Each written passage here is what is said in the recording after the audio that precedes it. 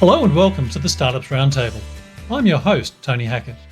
Today I'm joined by Jimmy Zhong, who is the CEO and founder at Syncio, where their mission is to take commerce to its next stage, to collaborative commerce. This is Jimmy's third startup, and he shares experiences and reflections from his founder's journey. In addition, he takes us inside Syncio and shares on-the-ground realities, especially as we are living through our life and work adjustments of this COVID era. So let's get to it and meet Jimmy.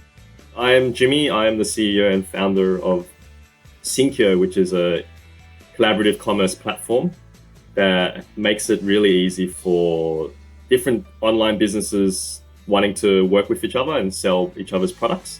So if you're a retailer wanting to sell a particular brand's inventory or products, you can use Syncio to sync the brand's inventory across with a click. And then once it's synced across onto your shopfront to sell, the inventory, the product information is all real-time synced. And when customers place an order for that product, that order goes back to the brand automatically for them to fulfill. So we automate all of that, save heaps of time for each of those businesses. And essentially the aim is to help these businesses grow together. So that's what I'm currently doing now. So Jimmy, what was the trigger that took you from seeing this was an opportunity or a need to the point of actually starting your own startup to produce your own product, service, go to market?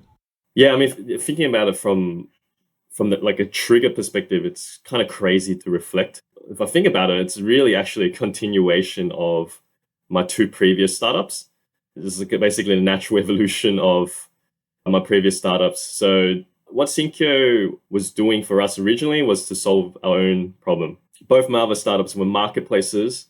The first one we tried to build ourselves, and we bit off more than we could chew. But one thing that we did get right was to build an integration to the Shopify platform, enabling a lot of our brands that use Shopify for their direct-to-consumer websites to basically connect to our marketplace and sync their products onto the marketplace. Then we pivoted to the second startup, which was also a marketplace, but we'd taken our learnings from trying to build our own platform to basically borrowing Shopify's platform. They'd already set up basically everything. The only thing that they didn't have is basically a marketplace backend. But the good thing is we already built this integration to other Shopify stores. So we used that integration to all these brands that wanted to sell on our marketplace.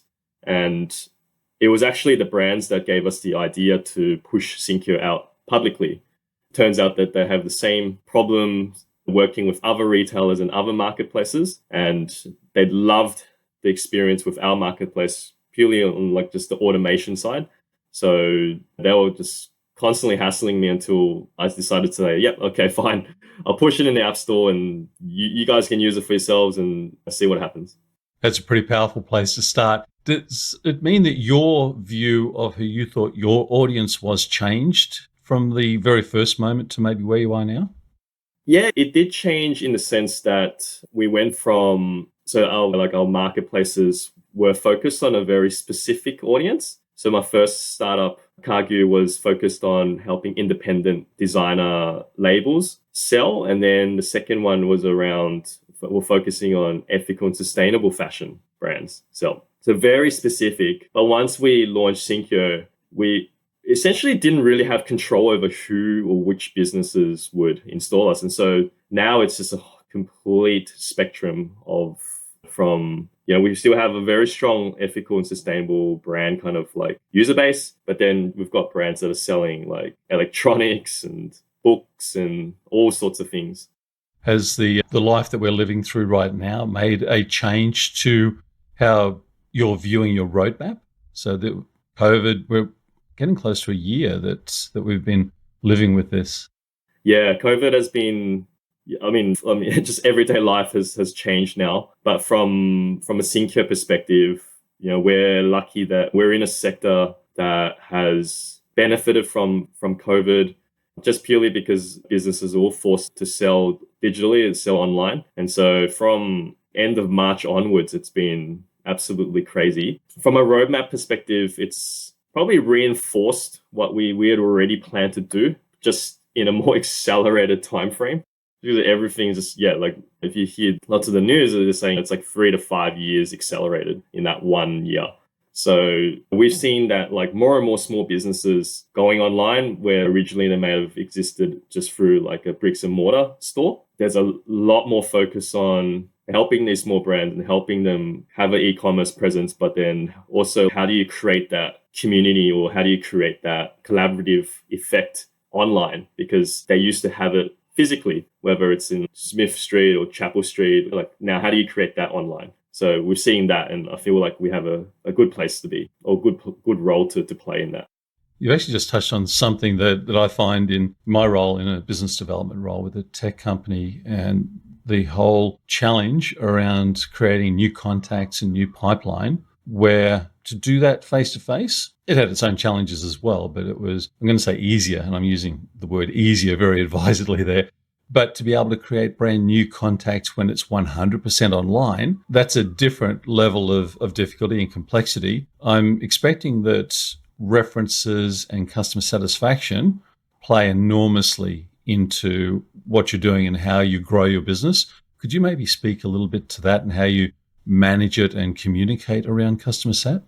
Customer satisfaction from the consumer to the brand, or customer satisfaction within Syncio? Customer to you. I mean, we're digital first, so we don't have like a physical presence. So how do we talk to customers? It's what's happening now with everyone through Zoom and our live chat and all that kind of stuff. But particularly with Zoom and video calls, we try and really focus on making that available, even though our price point may not warrant that. Like it's not quite feasible to charge $19 a month, but we have a 1 hour call with a customer that's on a trial or something, right? But I feel like that's really, really important for us to have that presence. We have a real strong focus on customer support because they are essentially our first point of contact if a customer needs to talk to someone, a real person. That's just the customer facing side. But actually, what is the real customer facing side for Syncio is our product itself. Building a product that actually doesn't, I guess, like force our customer to need to talk to someone, that it's easy enough for them to self-service and get what they need without spending much time, is the best customer satisfaction kind of experience that we're trying to go for. So brilliant product, but if they need help, we're always there and we're willing to put a face to the product. That's a really key point. The business about being able to close down the question rapidly, doesn't matter which channel the customer comes through. One thing that I am curious about is how you bring your innovation to the marketplace. Do you think about it in terms of experimentation, or do you think about it in different terms and different language?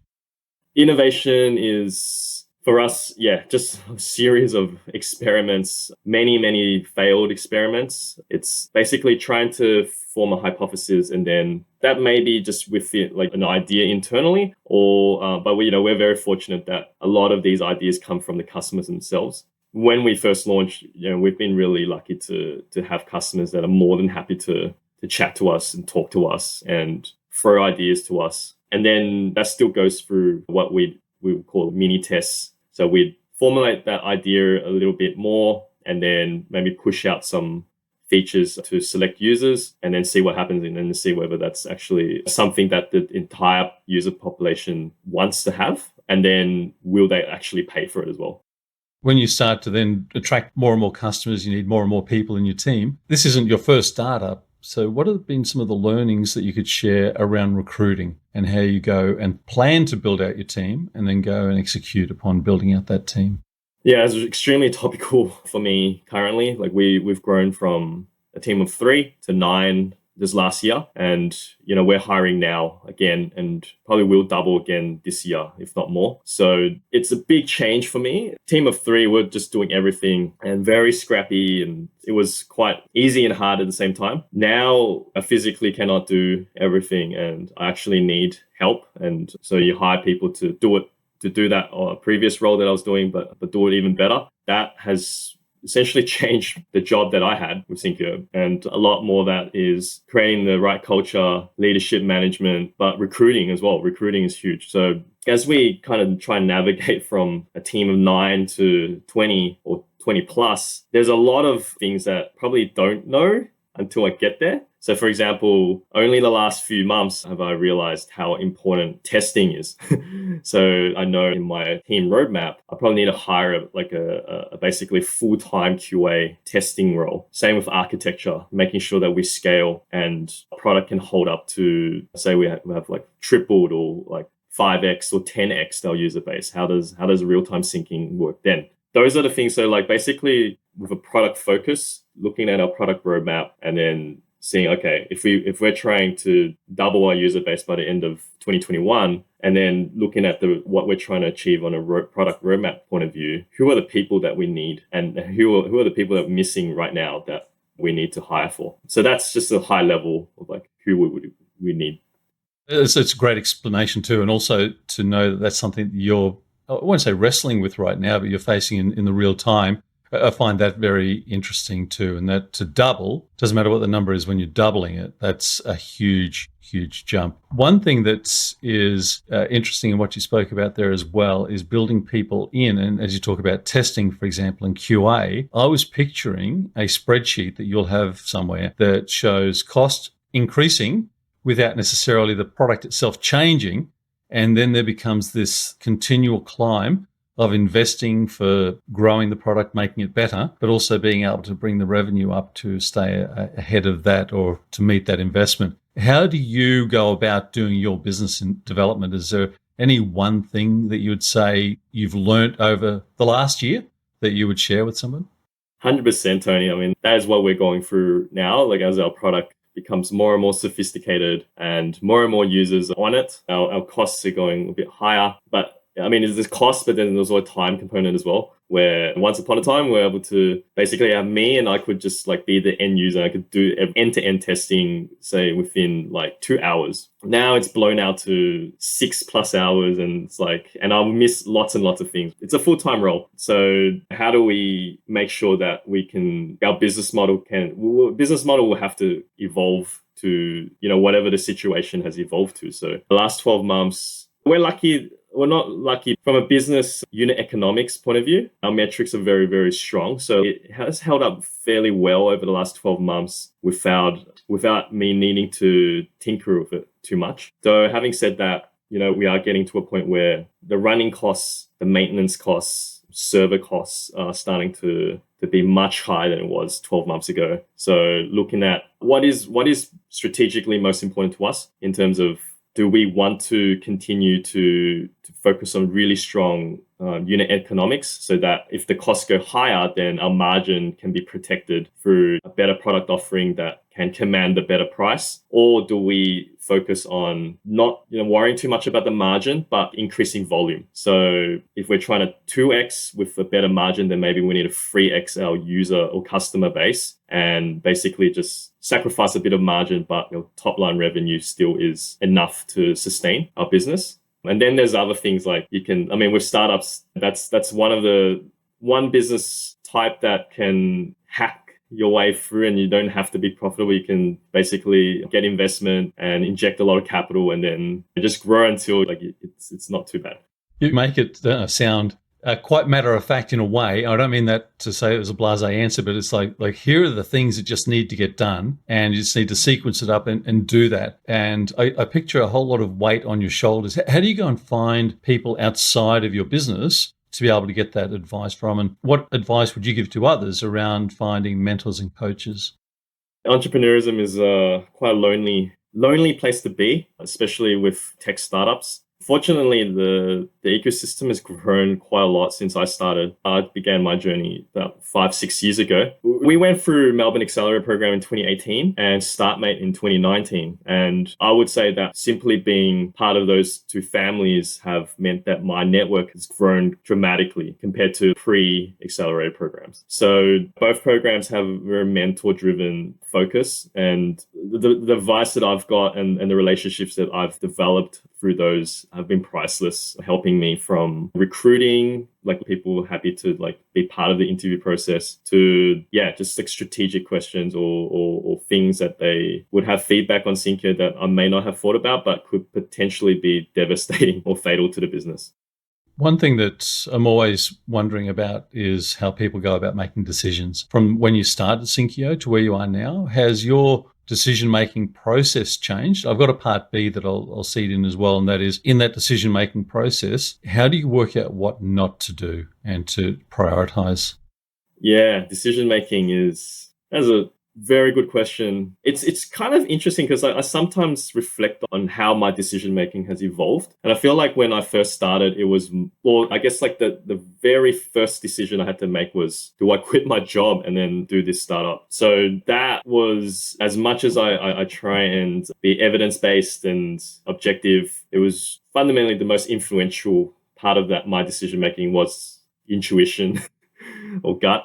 But then when I got into my startups, then I became a lot more evidence-based and, as you said, experimental, making smaller bets because I don't really know whether that decision would be realized. And so like making lots and lots of experiments and then letting the market or the environment tell me is for me a very good way to see whether these decisions would work. And then if it's giving me traction or giving me some validation, then I keep focusing on that. And then the other ones I just drop. But as time has gone by and to this point in time, I feel like I'm leaning into my intuition a little bit more. Maybe it's just a body of experience now, and I can kind of feel it a bit better, like where to go. That's a cracking answer, actually. I've often wondered with myself and with people I work with and people I speak with, that whole balance of data and intuition, because there is so much data, and it could be argued that if there's such a thing as too much data, there could be argued that there's too much data. And at some point, you've got to say, I've got enough there to make a decision, and this is my decision. And I think that's an interesting collection of thoughts that you've just shared and experiences you've just shared. Jimmy, we've touched on some really great points here, and to hear the Syncio story has been tremendous. I appreciate you taking the time. I'd love to stay in touch and to get an update from you in the future, but I appreciate you joining me today. No worries, Tony. Thanks so much for having me. Thanks for joining me today. It was great to meet Jimmy and hear of the great work that he and the Syncio team are doing. Feedback is always appreciated. Thanks for listening, and bye for now.